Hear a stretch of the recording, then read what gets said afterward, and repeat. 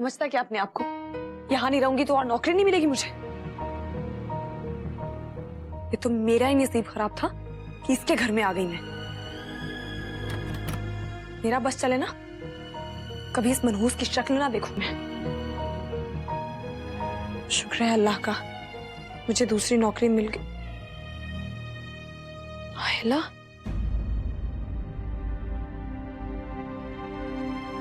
मेरे पास तो वक्त ही नहीं बचा।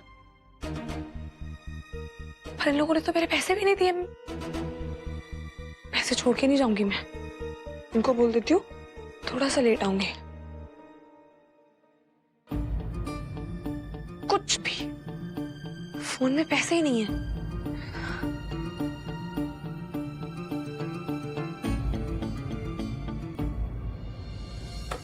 अरे अरे मोहतरमा डफर, मैं तुम्हें याद दिला दूं कि तुम इस घर की मुलाजिम नहीं हो।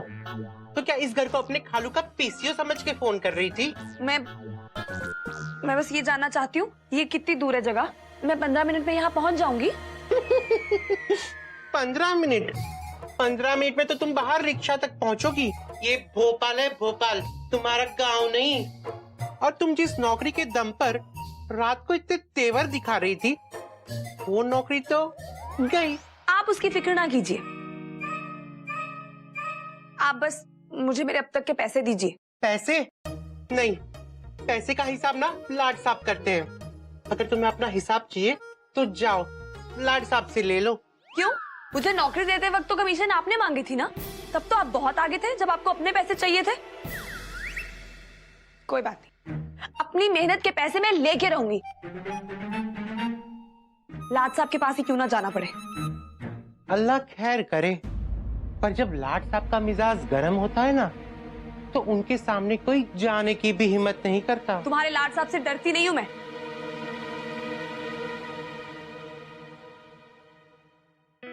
पानी से चिंगारी बुझ सकती है, आग नहीं। राहिल रजा इब्राहिम वो आग है जिसको किसी का खौफ नहीं है। तो वो सनशाइन कॉर्पोरेशन वालों के बारे में फिजूल में सोच रहे हो, वो हमारा कुछ नहीं बिगाड़ सकते। तो अपने दिमाग से ये बेकार की बात निकाल दो। ये बेकार की बातें नहीं आहिल भाई, मैं अच्छी तरह से पता कर चुका हूं। वो आपको नुकसान पहुंचाने के लिए कुछ ना कुछ तो जरूर करेंगे। Sunshine corporation speaker. हेलो, मैं आपको ये आखिरी चांस दे रहा हूं। मैं चाहता हूं कि आप लोग इस डील को रिकंसिडर करें।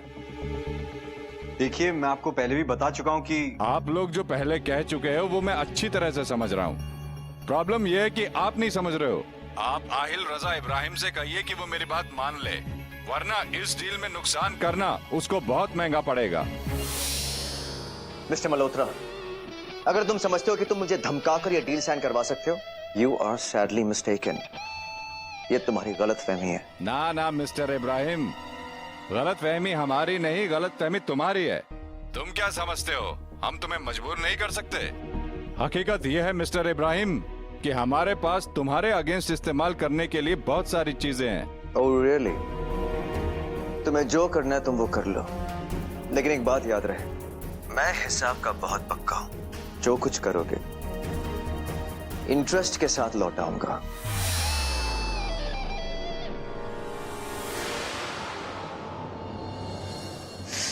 ये घर है या भूल भुलैया? कहाँ ढूंढूं मैं लाड साहब को? पैसे तो मैं लेके रहूंगी। लतीफ भाई रुकिए रुकिए रुकिए, मेरी बात सुनिए। अभी नहीं, तुम्हारी सारी बकवास बाद में। बाहर बवाल हो गया है, मीडिया वाले आ गए। लाड साहब ने पता नहीं इस बार क्या कर दिया। लेकिन मेरी बात सुनिए सुनिए। प्रेस वाले घर में कुछ भी होता है इस घर में, मैं तो बस अपने पैसे लूं और निकलूं। मिस्टर इब्राहिम, इस इंटीमेट फोटो के बारे में आप क्या कहना चाहेंगे? ये लड़की कौन है?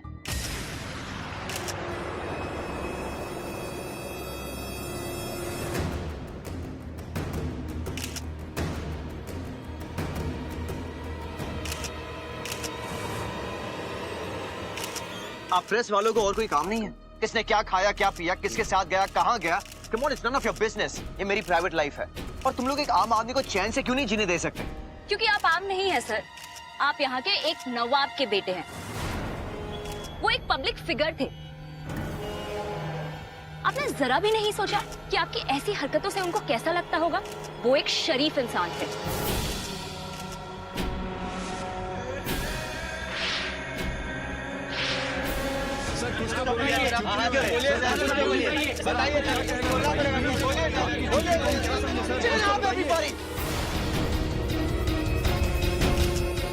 क्या जानते क्या तुम लोग मेरे और अब्बू के बारे में? क्या जानते क्या तुम लोग समझते हो कि मैं नवाब का एक बिगड़ा हुआ बेटा हूँ? Is that what you think? जानते हो मैं कौन? You really want to know who I am? You want to know who I am? साहिल भाई, कंट्रोल योरसेल्फ।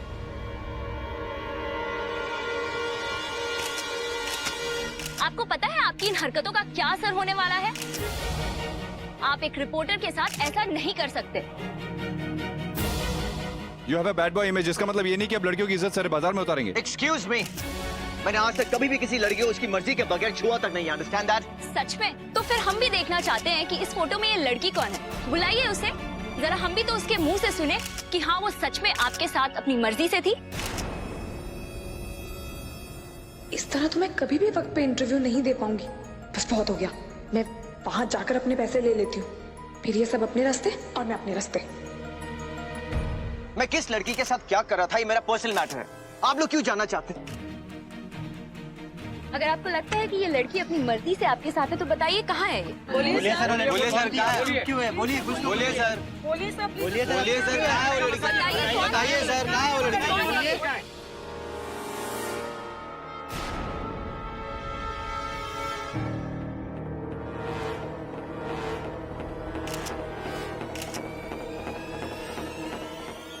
बताइए सर, बताइए सर, बताइए। Here she is.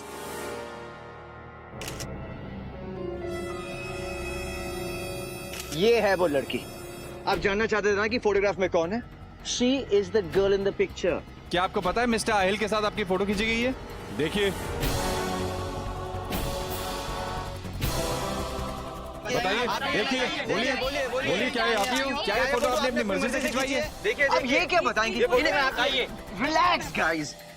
Of course इसे पता है कि फोटोग्राफ में यही है। यही कहना चाहता था। इट वाज़न्ट मी। मैंने इसका कोई फायदा नहीं उठाया।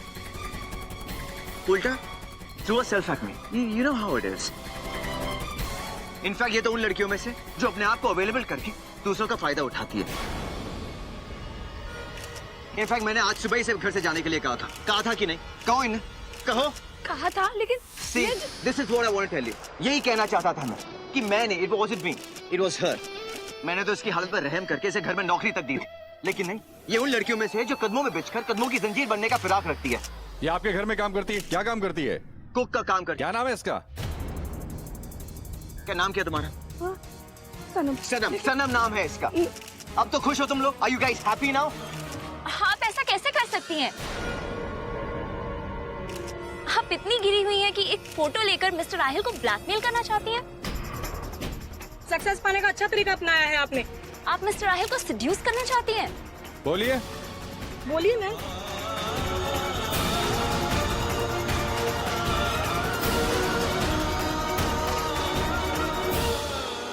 बोलना पड़ेगा आपको। No more questions. आप सब जा सकते हैं, प्लीज। गार्ड्स, प्लीज आप लोग जाइए, लेके जाते हैं हम। प्लीज।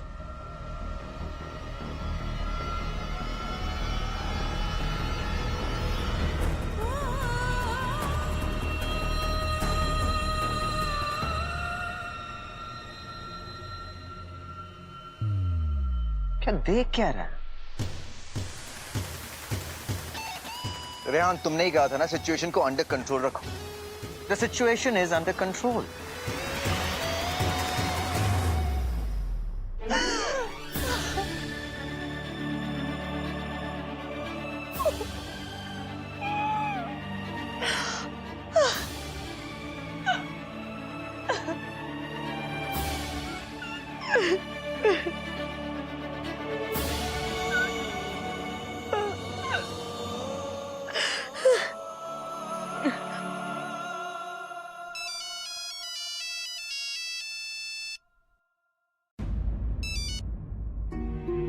हेलो जी, जी बस मैं निकल पहुंचने वाली हूँ।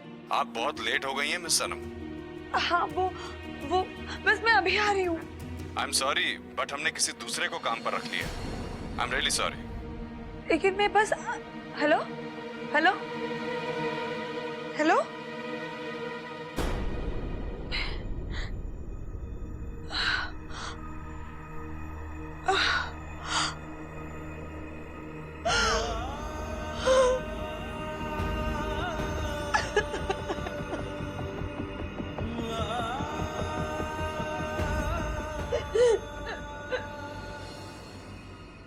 Excuse me.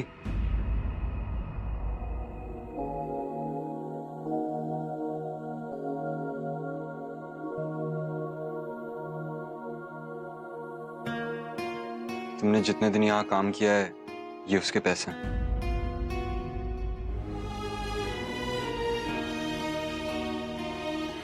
बाहर गाड़ी खड़ी है, तुम्हें जहां भी जाना हो ड्राइवर छोड़ देगा। तुम्हें किसी इंटरव्यू में जाना था, राइट? उन्होंने मेरी जगह किसी और को रख लिया। ओह, आई एम सॉरी। अब तुम क्या करोगी? कुछ भी करूंगी, लेकिन इस घर में नहीं रहूंगी।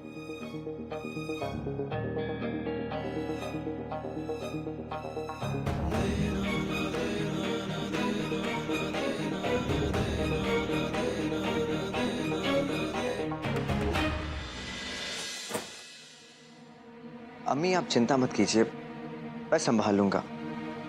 लेकिन आप ये बात बताइए मुझे कि आपको ये खबर इतनी जल्दी कैसे मिल गई? हम तुम्हारी अम्मी हैं आहिल।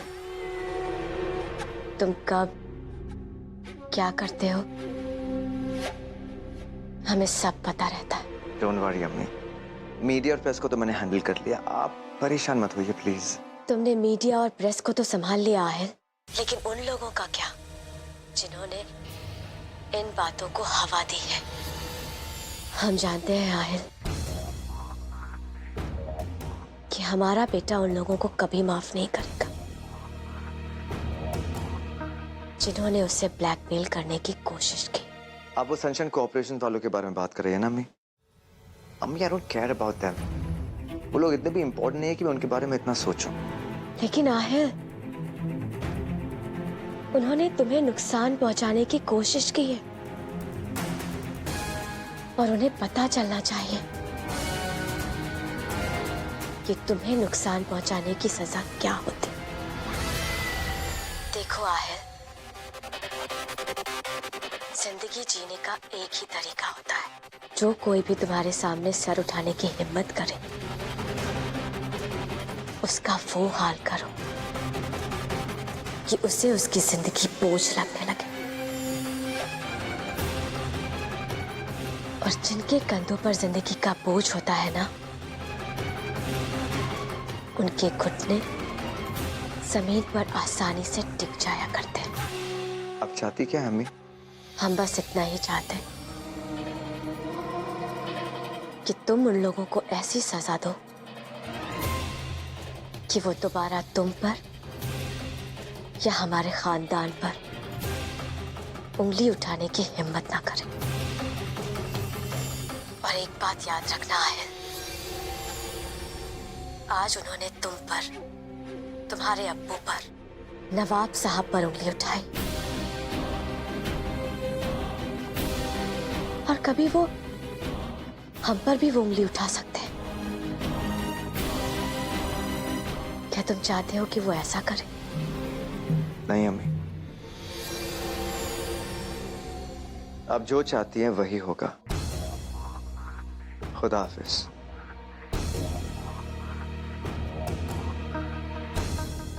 रेहान, सारी सरकारी दफ्तरों में बात करो, सनशाइन कॉर्पोरेशन वालों पर इतने छापे पड़वाओ कि परेशान होकर उनके सारे दफ्तर बंद हो जाए। क्या मतलब आहिल भाई? मतलब ये रेहान कि एक हफ्ते के अंदर सनशाइन कॉर्पोरेशन के सारी फैक्ट्रीज, ऑफिसेज बंद हो जाने चाहिए। उसका मालिक जेल की 4 दीवारियों के पीछे बंद हो जाना चाहिए। पर आहिल भाई, जो करना है वो करो, जितने पैसे लगेंगे लगवाओ, but the work has to be done. That's an order.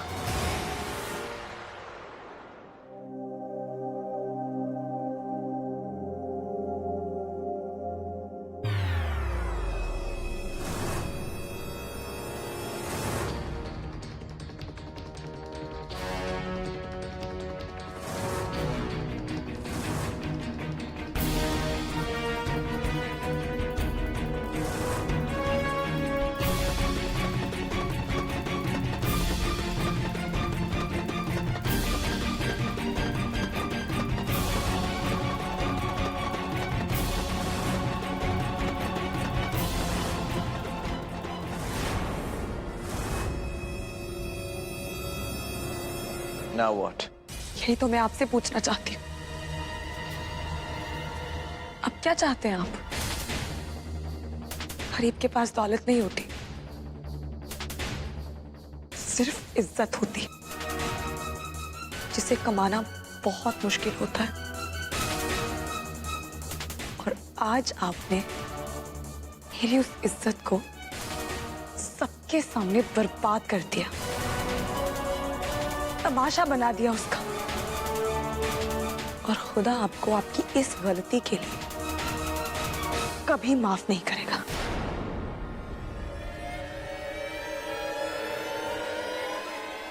I'm really sorry. मुझसे गलती हो गई। You think मैं तुमसे ये कहूंगा? I don't think so. आपने तो कहा था कि आप मुझे बर्बाद करके रख देंगे। कोशिश भी की थी आपने, लेकिन क्या हुआ? आज मैं आपके सामने अपने कदमों पे खड़ी हूं, लेकिन आप बहुत ज्यादा गिर चुके हैं। अल्लाह ताला ने आपको सब कुछ दिया है, बस एक गलती कर दी उसने। बस आपके सीने में उसने दिल की जगह पत्थर रख दिया।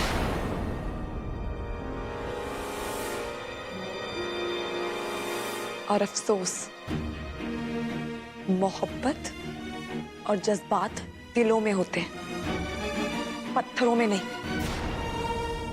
वैसे इसमें गलती अल्लाह ताला की नहीं, आपकी परवरिश की है।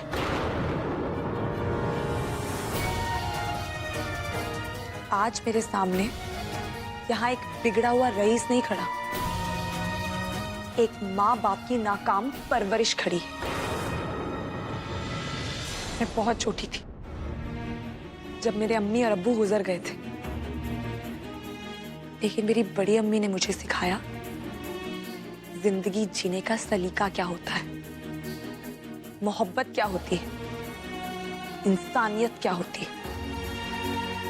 अदब की दौलत दी उन्होंने मुझे, तहजीब की दौलत दी, जज्बात की दौलत दी। लेकिन आप पर यह दौलत किसी ने नहीं लुटाई।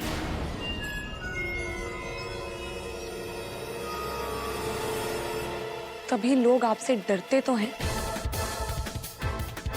लेकिन आपसे मोहब्बत नहीं करते,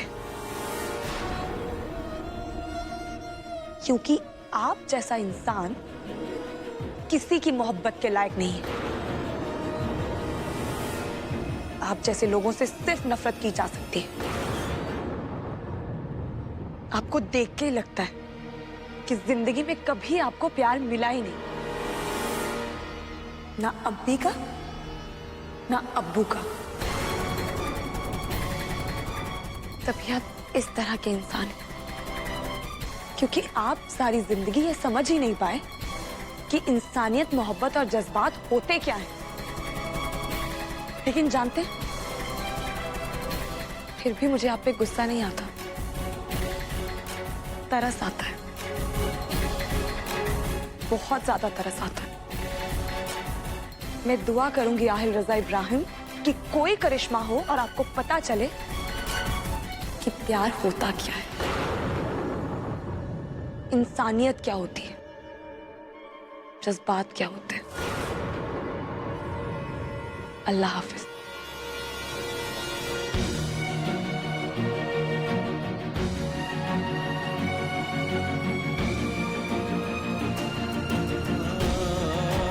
आप जानना चाहते थे ना कि फोटोग्राफ में कौन है? She is the girl in the picture. आप ऐसा कैसे कर सकती हैं? आप इतनी गिरी हुई हैं कि एक फोटो लेकर मिस्टर आहिल को ब्लैकमेल करना चाहती हैं?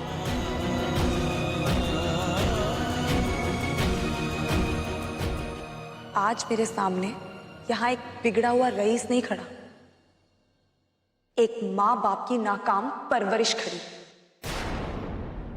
अम्मी का नाम नहीं लेना चाहिए था, सही कहती थी अम्मी। जिंदगी जीने का सिर्फ एक ही तरीका है। अगर कोई इंसान तुम्हारे सामने सर ऊंचा करके खड़ा होने की जुर्रत करे, उस इंसान का वो हल करो कि जिंदगी उस पर बोझ बन जाए और जिसके कंधों पर जिंदगी बोझ बन जाती है, उसके घुटने अपने आप ही जमीन पर टिक जाते हैं। वही हाल तुम्हारा होगा। आपको देख के ही लगता है कि जिंदगी में कभी आपको प्यार मिला ही नहीं, ना अम्मी का ना अब्बू का।